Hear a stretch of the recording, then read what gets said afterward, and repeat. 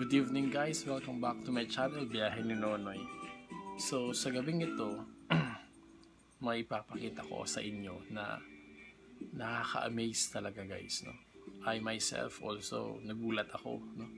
Kasi kanina nung punta ko ng baryo, they gave us this one.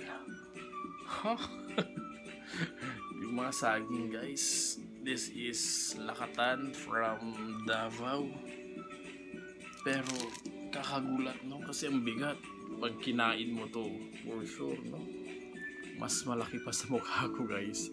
And alam natin na yung saging ay rich in potassium, no? So thank you for all these blessings guys. At ang bigat, no? So nakakatuwa, nakakita ka ng ganitong kahahabang saging.